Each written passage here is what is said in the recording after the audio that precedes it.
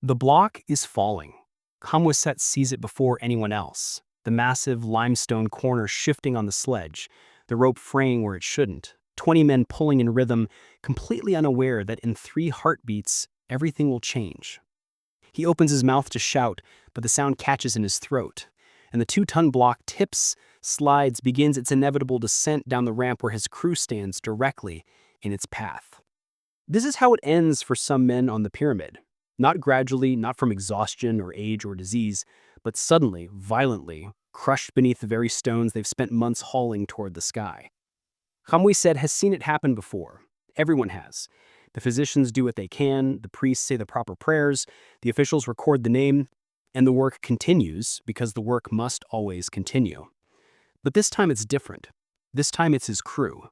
This time it's the men he eats with, jokes with, the men whose families he knows. And this time, for reasons he'll never fully understand, his body moves before his mind catches up. He's running, shouting, throwing himself between the falling stone and his friend. 3 months earlier, Khaemwaset had been a simple farmer, watching the star Sopdet rise over the Nile, preparing for another season of service at the Great Pyramid.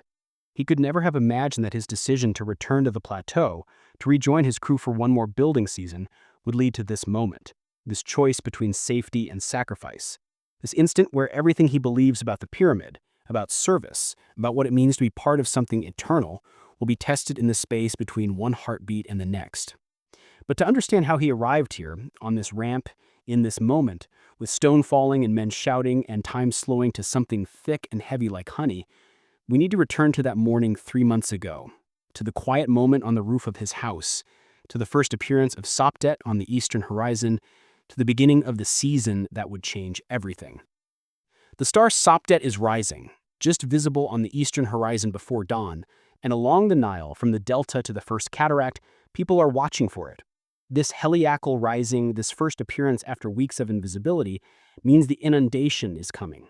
The great river will soon begin its yearly transformation, spreading across the floodplain, turning Egypt into a temporary sea dotted with villages on higher ground and towns that have learned over millennia exactly how high to build. For Khaemwaset, watching from the roof of his family's modest house in a village near Memphis, this rising of Sopdet means something very specific.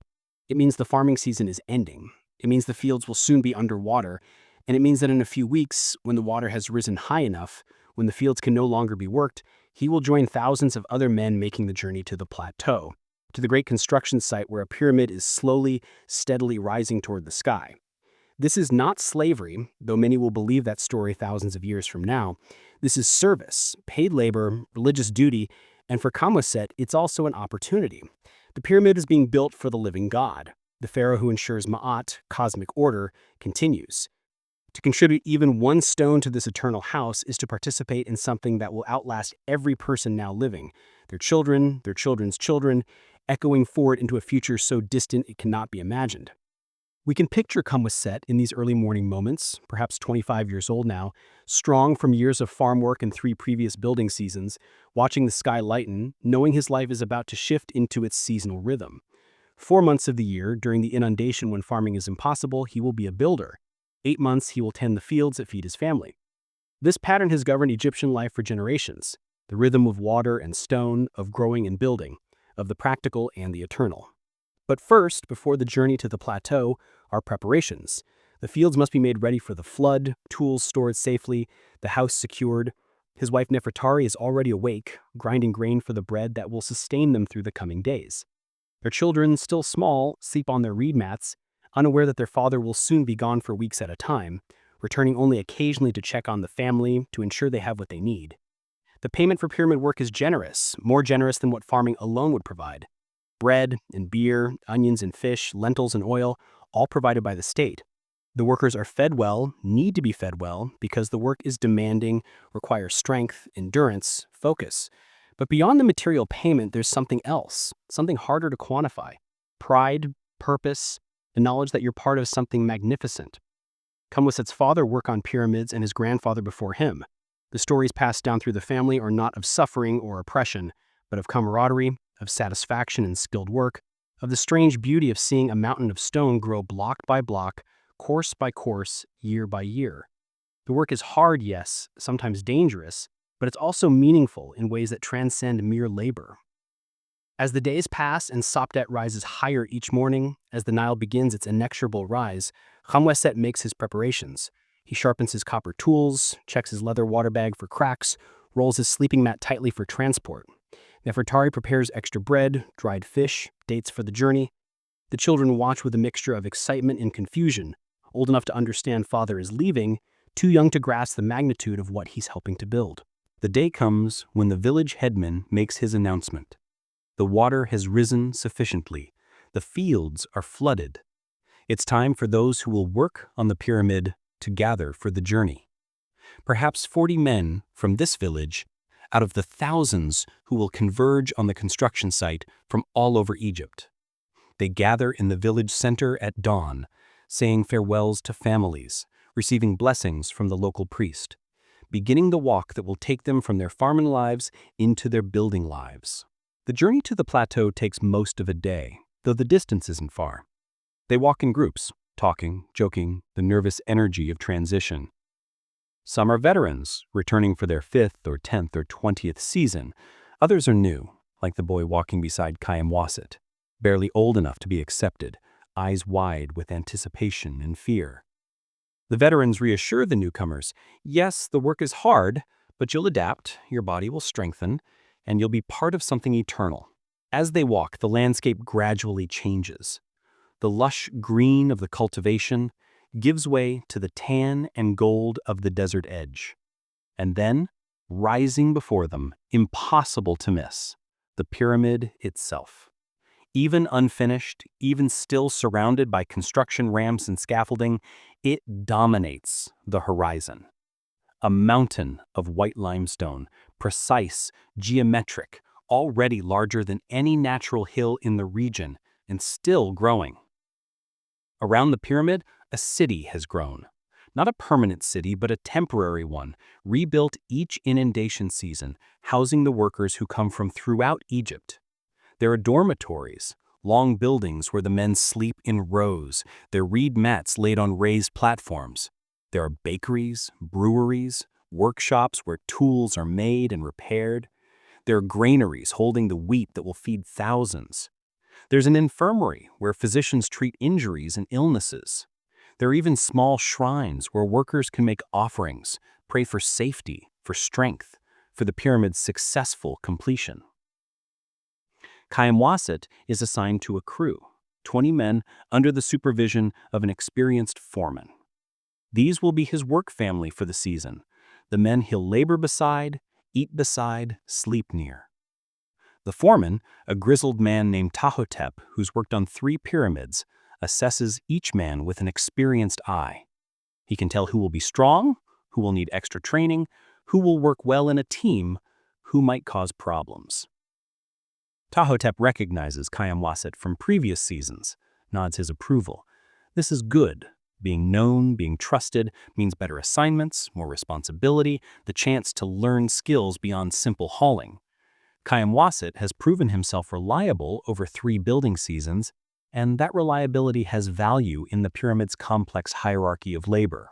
The work begins the next day, before dawn when the air is still cool. The crew gathers at their assigned section of the pyramid, already dozens of courses high, each course of massive limestone blocks fitted together with remarkable precision. Their task today, and for many days to come, is to move blocks from the delivery area at the base of the construction ramp up to the current working level. The blocks arrive on sledges, massive wooden frames carrying single blocks of limestone, each weighing as much as 2 or 3 tons. The blocks come from quarries across the river, ferried during the high water when boats can navigate channels that will be dry land for most of the year. This is why the building happens during inundation, not just because farmers are available, but because transporting the massive stones is only possible when the Nile is high. Moving a block up the ramp requires coordination. The sledge rests on wooden rollers, and teams of men, perhaps 20 per block, use ropes to pull it forward. But it's not just brute strength. Someone walks ahead of the sledge, pouring water on the sand, creating just enough moisture to reduce friction, allowing the sledge to slide more easily. Too much water and it bogs down. Too little, and the effort required becomes exhausting. The right amount comes from experience, from paying attention, from the accumulated wisdom of generations who have moved stone.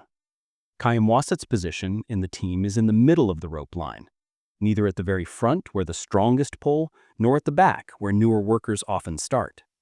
Tahotep has judged his strength and placed him accordingly. The rope is thick, woven from many smaller cords, rough against the palms even through the calluses that every Egyptian worker develops. When the signal comes, the whole team pulls in unison, and the sledge lurches forward a few feet, then stop. Then pull again. Stop. Pull. Stop. A rhythm that will continue for hours. The work is demanding but not overwhelming. The foremen know better than to exhaust the workers early in the season. Pace matters. Sustainability matters. A crew pushed too hard will have injuries, will lose efficiency, will create problems that cost more time than they save. So the work proceeds steadily, with regular breaks for water, for bread and beer, for rest in the shade of awnings set up along the ramp. During these breaks, the men talk.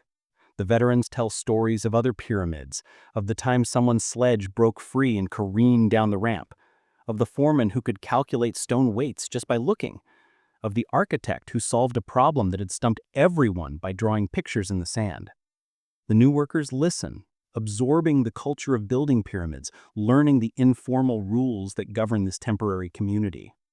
Khaemwaset learns quickly that there's a hierarchy here, but it's not based on birth or wealth. It's based on skill, on experience, on reliability. A skilled stonecutter, regardless of his family background, receives respect.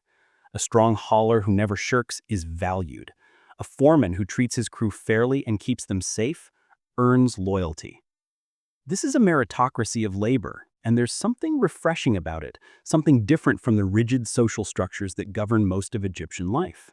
The first day ends with exhaustion, but also satisfaction. Khaemwaset has helped move perhaps 15 blocks up the ramp.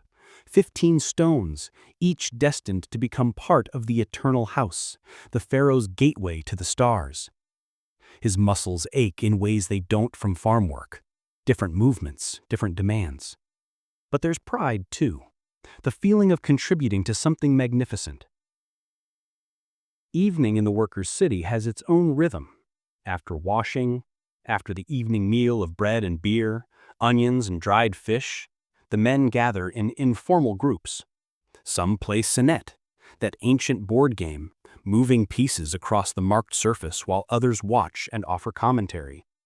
Some sing, work songs that help pass the time, that build camaraderie.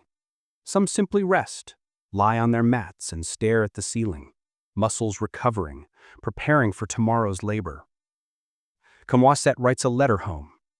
Literacy isn't universal, but he learned his letters as a child, enough to write simple messages. He uses a pottery shard, an ostrakhan, and a reed brush with black ink, carefully forming the hieratic script that's faster than formal hieroglyphs. To my beloved Nefertari, I am well. The work is hard but good. I think of you and the children. May the gods protect you until I return.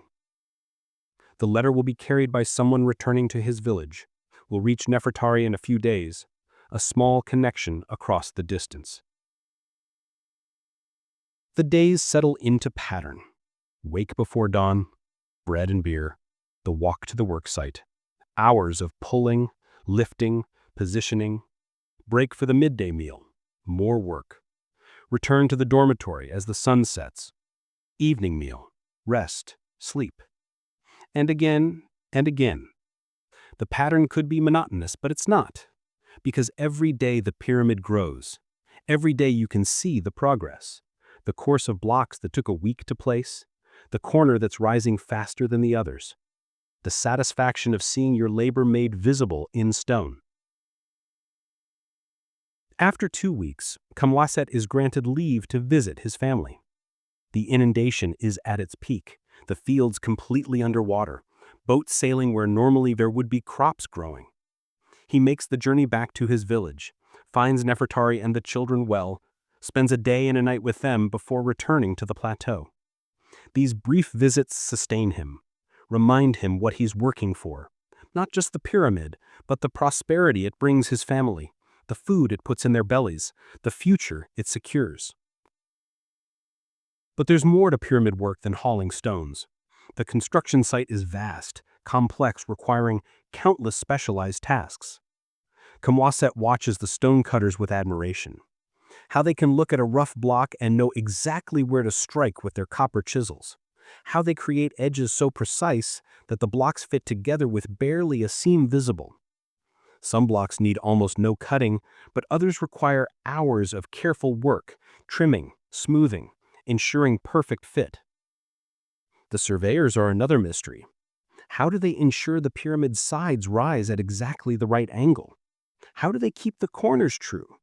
How do they make certain that each course is perfectly level? They use simple tools, plumb bobs and right angles, levels that are just wooden frames with strings weighted with stones. But in their skilled hands, these simple tools achieve remarkable precision. The pyramid must be perfect, must be worthy of its divine purpose, and the surveyors guard this perfection with meticulous care. He learns that there are degrees of honor even in the work. The outer casing stones, the pure white limestone that will eventually cover the entire pyramid in a smooth, gleaming surface. These are handled only by the most skilled workers. The core blocks, which will be hidden inside, can be rougher, more quickly placed. But the casing stones must be perfect, must be fitted with such precision that even a reed cannot be inserted between them. He also learns about the internal passages. Deep within the pyramid, corridors are being carved, chambers prepared. The pharaoh's burial chamber, the passages leading to it, the shafts pointing towards significant stars. This work is done by specialists, men chosen not just for skill but for trustworthiness, for the secrets they keep. Most workers will never see the interior, will only build the mountain that conceals and protects these sacred spaces. The weeks pass and the season changes. The water begins to recede.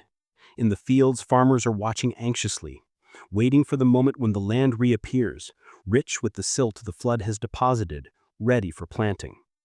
This is the signal that pyramid work must soon pause, that the workers must return to their primary occupation, feeding Egypt.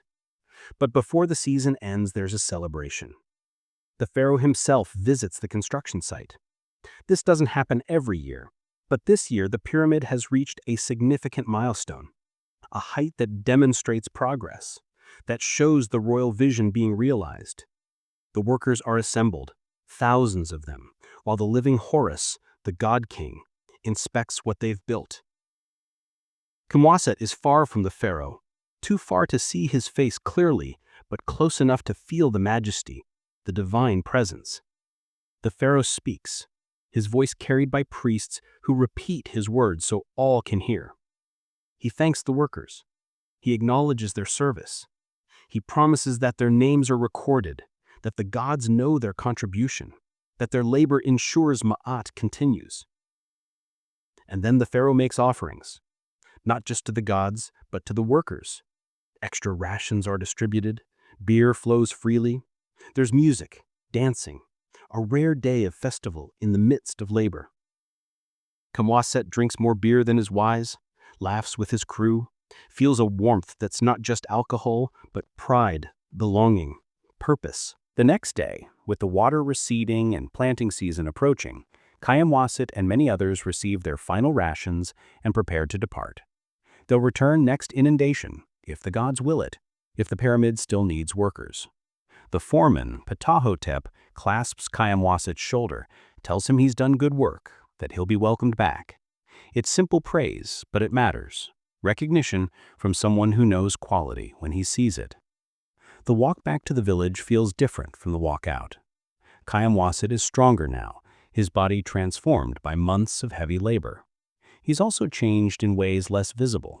He's seen the pyramid from within the work, understands now how it grows, how human effort, coordinated and sustained, can create something that appears impossible. Home again, Nefertari greets him with relief and joy. The children barely recognize him at first, he's been gone so long. But soon they're climbing on him, demanding stories about the pyramid, about the pharaoh's visit. That evening, as the family eats together, Khaemwaset describes the work, the camaraderie, the satisfaction of seeing the pyramid rise course by course. But now, farming reclaims his attention. The fields are emerging from the flood, the rich black silt deposited like a gift from the gods. This soil, renewed every year by the inundation, is why Egypt is so fertile, why the Nile Valley can support such a large population. Khaemwaset joins his neighbors in plowing, in planting barley and emmer wheat, in tending the crops that will feed them through the year. The farming season has its own rhythm, different from pyramid work, but equally demanding. There's plowing, planting, irrigating, weeding, protecting crops from birds and pests. The work is constant, but varies day to day. Not the repetitive pulling of pyramid building, but the diverse tasks of agriculture. Khaemwaset settles back into this rhythm, his muscles adapting to different movements, different demands. During the growing season, there are festivals. The local temple hosts celebrations for various gods, processions where divine statues are carried through the village, feasts where the community gathers. These festivals punctuate the agricultural calendar, mark important transitions, reinforce the social bonds that hold the village together. Khaemwaset participates with enthusiasm, makes offerings at the local shrine, ensures his family honors the gods properly. The harvest comes, the intense period when the grain must be cut, threshed, winnowed, stored before the heat ruins it. The entire village works together during harvest, helps each other bring in the crops before turning attention to their own fields. This cooperation is essential, and it's reinforced by generations of shared survival. You help your neighbor because next year you might need their help. You work together because alone you would fail. After harvest comes the accounting. Officials arrive from the regional administration, measure the fields, calculate the expected yield, determine the tax owed to the temple and the state. This isn't arbitrary. There are formulas, adjustments for flood height, for field quality, for circumstances. But it's still nerve-wracking, waiting to learn how much grain must be given up, how much will remain for the family. Khaemwaset's tax burden is lighter than it might be. His pyramid work counts as part of his obligation to the state. The labor he's given to eternal construction reduces what he owes from his harvest. This is how the system works. Labor for the gods, for the pharaoh, for the eternal monuments that ensure Ma'at continues. This labor has value, is recognized, is credited against other obligations. The dry season, after harvest, brings its own work. This is when irrigation channels must be cleared, repaired, extended. When field boundaries must be re-established after the flood erased them, when houses need maintenance, tools need making or repairing, when the slower work of daily life occupies time. Khaemwaset uses these months to work on his house, to add a small room for the growing children, to reinforce the walls against next year's flood. But always, in the back of his mind, there's the pyramid. He thinks about it more than he expected, wonders how much progress was made during the months he was farming. Hopes his crew will be reassembled next season. Looks forward to the challenge, the camaraderie, the satisfaction of contributing to something eternal. And then Sopdet rises again. Another year has passed. The cycle continues. The Nile begins its rise. Khaemwaset makes his preparations, says his farewells, joins the stream of workers heading back to the plateau. Some faces are familiar, members of his crew from last year.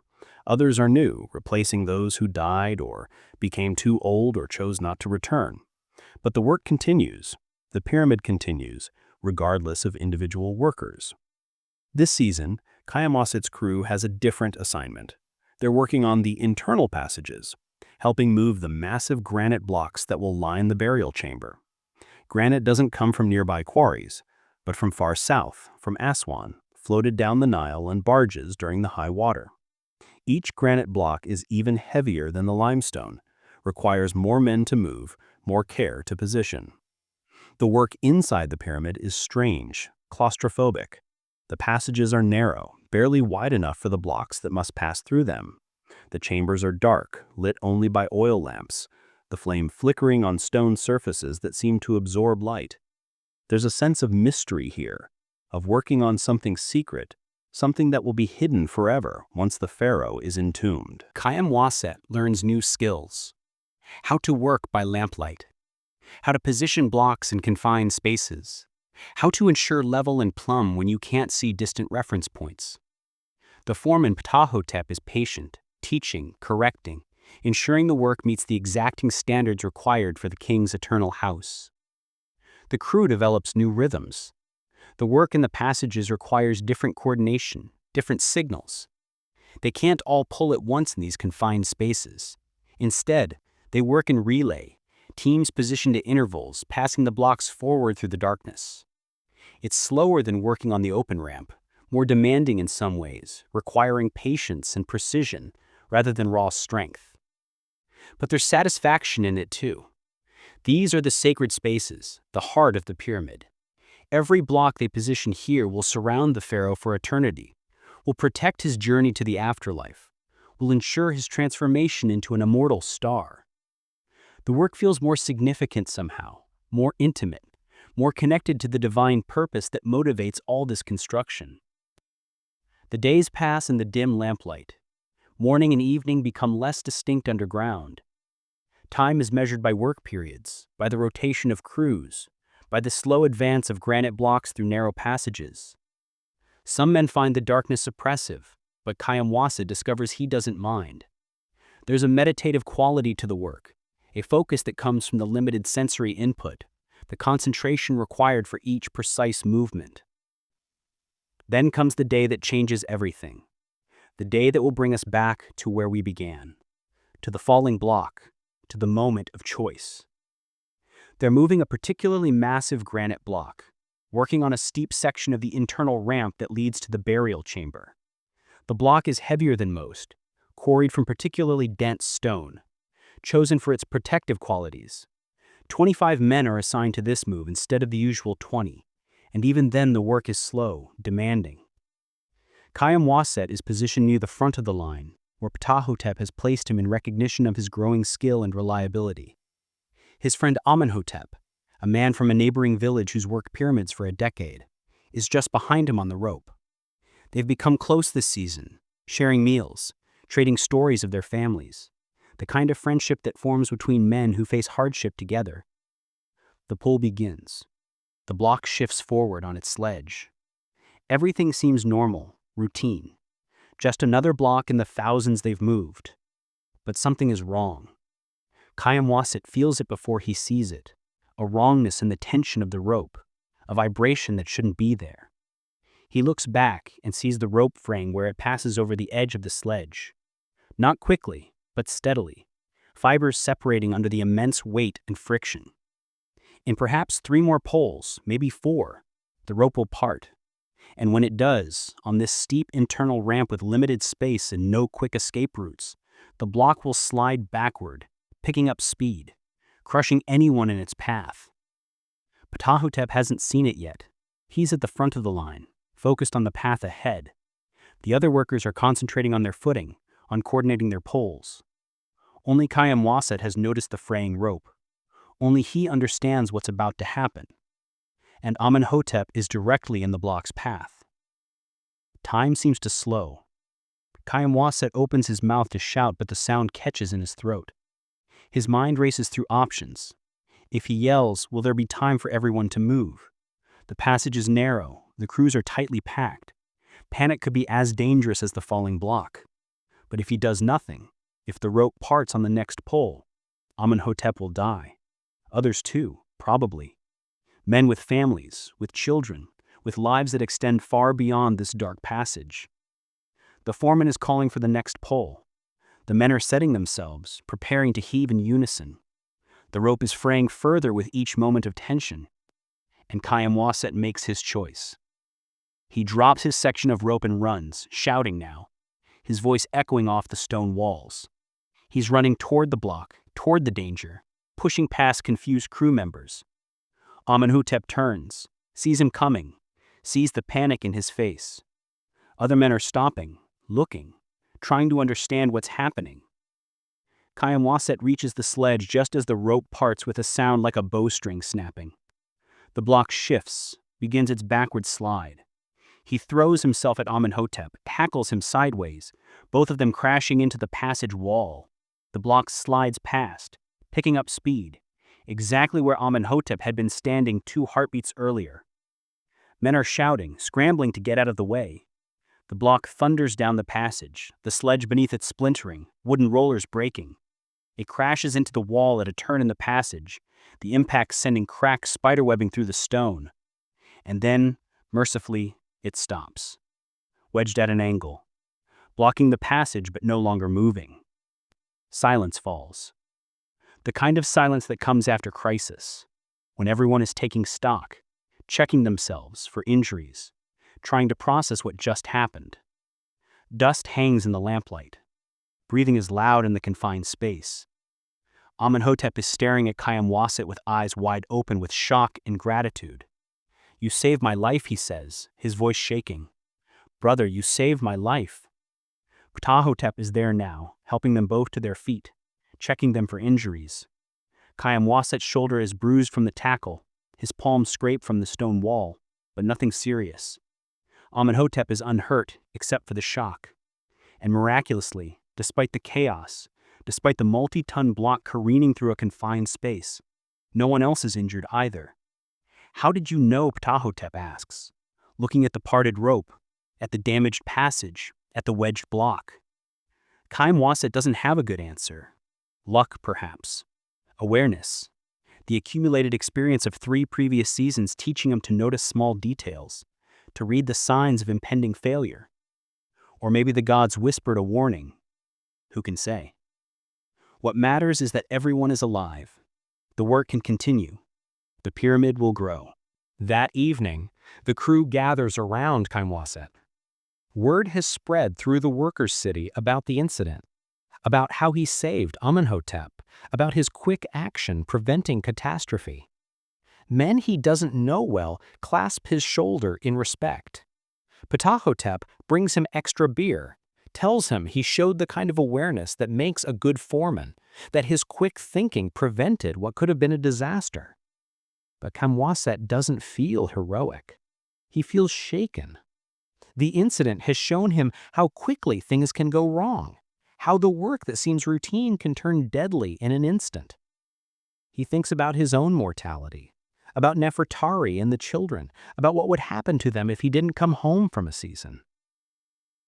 Amenhotep sits beside him, still processing what happened. "I owe you my life," he says quietly. "My children still have a father because of you. How can I ever repay that?"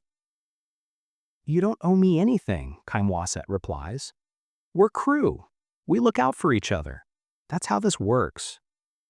But he knows it's more than that. The bond between them now goes deeper than ordinary crew loyalty. Amenhotep will remember this day for the rest of his life. So will Khaemwaset.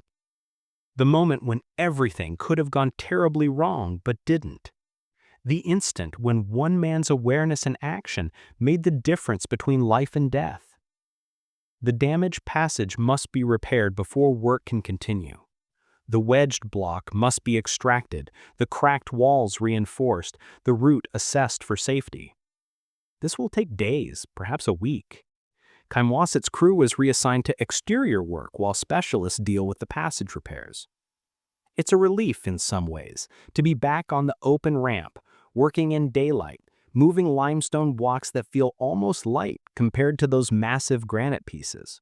The work is familiar, comfortable in its routine. Pull, rest, pull, rest, the rhythm that Khaemwaset has performed thousands of times over 4 building seasons. But something has changed.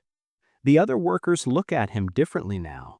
There's respect there, recognition of something beyond just reliability and strength. He saved a man's life.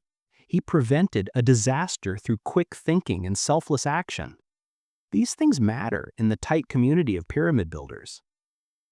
Ptahhotep pulls him aside one afternoon. "I'm making you an assistant foreman," he says. "You'll still work with the crew, but you'll also help me supervise, watch for problems, train the newer workers. You've earned it."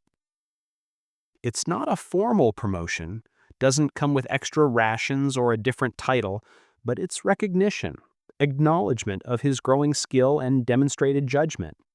Khaemwaset accepts with quiet pride, understanding that this means he's moving beyond just being a worker, becoming someone who helps maintain the quality and safety of the work. The season continues.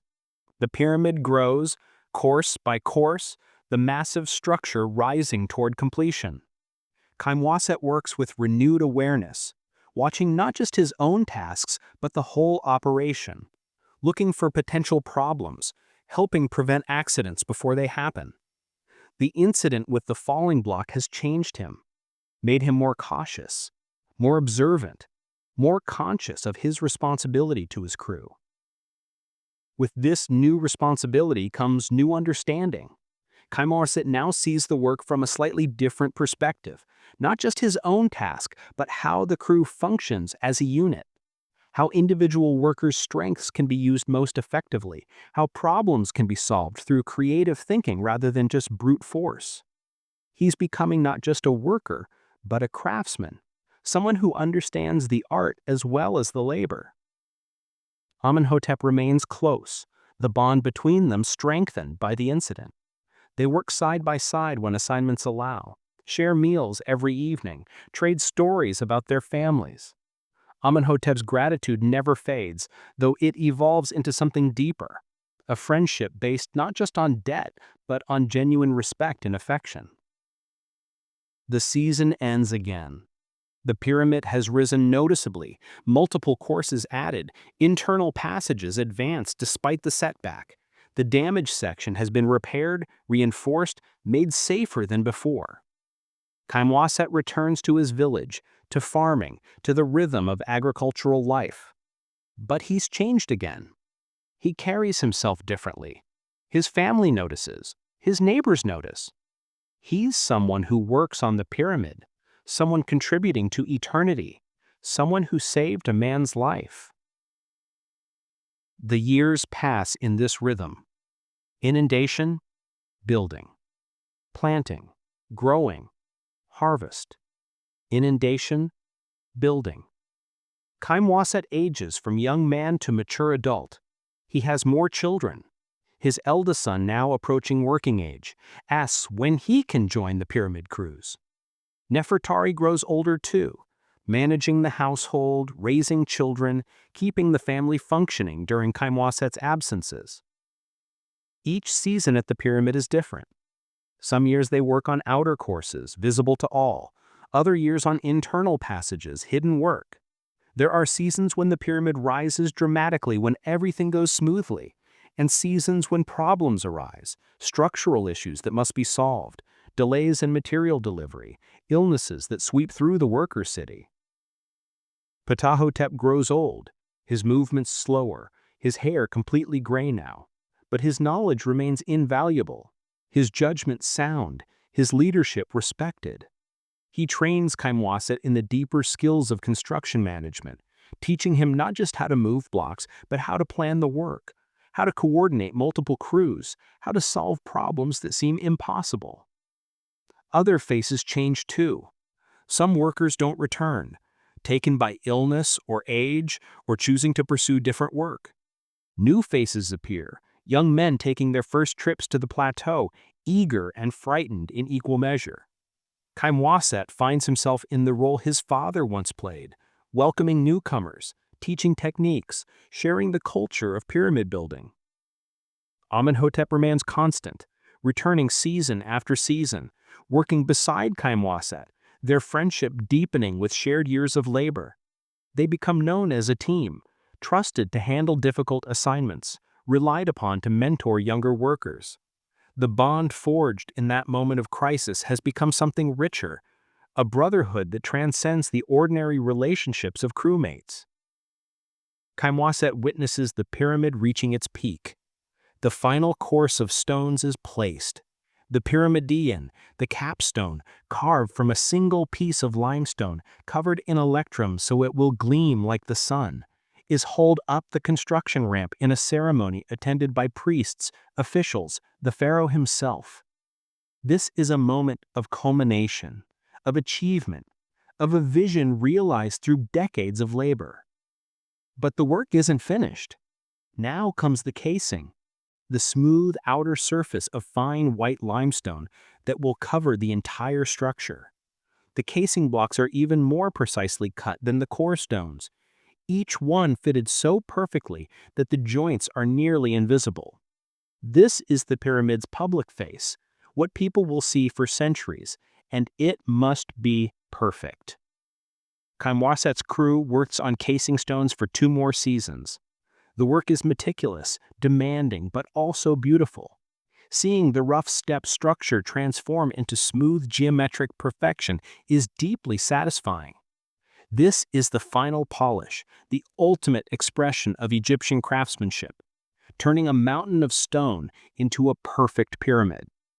And then, after all these years, the pyramid is complete. The casing is finished, the internal passages are sealed, the entrance is concealed. The construction ramps are dismantled, the workers' city disassembled, the plateau gradually returning to something like its natural state, except for this massive geometric form that now dominates the landscape. There's a final ceremony. The pharaoh comes again, offers thanks to the gods and to the workers. Khaemwaset, now in his 40s, stands with his crew, with the thousands of men who contributed over the decades. His son stands beside him, having worked his first season this year, now part of the tradition. They listen as priests recite dedications, as the pharaoh speaks of eternity, as offerings are made. And then it's over. The workers disperse, returning to their villages, to their regular lives. Some pyramids are already under construction elsewhere for princes or queens or high officials. Those who want to continue building can join new projects.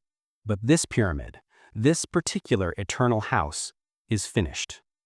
Khaemwaset returns to his village for the last time as a pyramid worker. He's proud of what he's helped create, knows that his labor will last thousands of years, that his name is recorded somewhere in the official registers as one who served. He's also tired. The work has taken a toll on his body. He's ready to focus on farming, on family, on the quieter rhythms of village life. Years pass.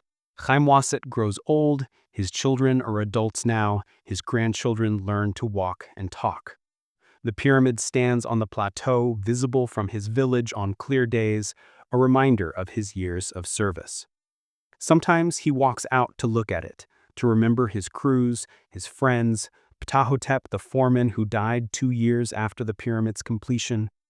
The monument has become part of the landscape, part of Egypt, eternal as promised.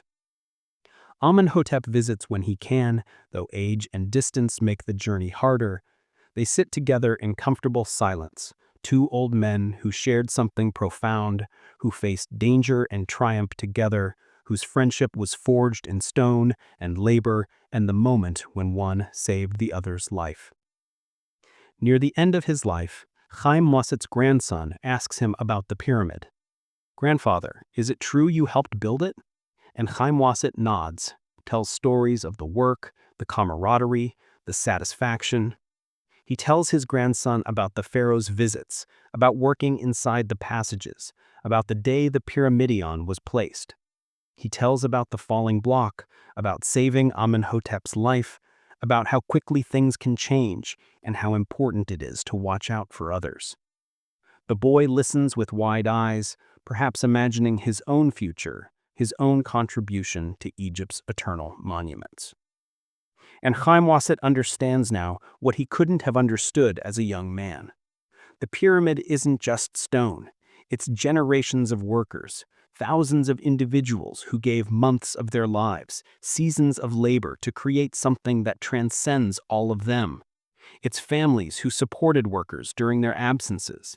It's officials who organized the logistics. It's architects who solved impossible problems. It's the entire Egyptian civilization, its values, its beliefs, its organizational genius, made visible in stone. The pyramid will stand long after Khaemwaset is gone, long after everyone who built it has died, long after the pharaoh it was built for has journeyed to the afterlife.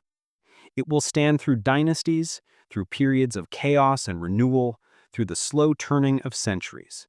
And in its endurance, in its geometric perfection, in its massive presence on the plateau, it will testify to what humans can achieve when they work together toward a shared vision.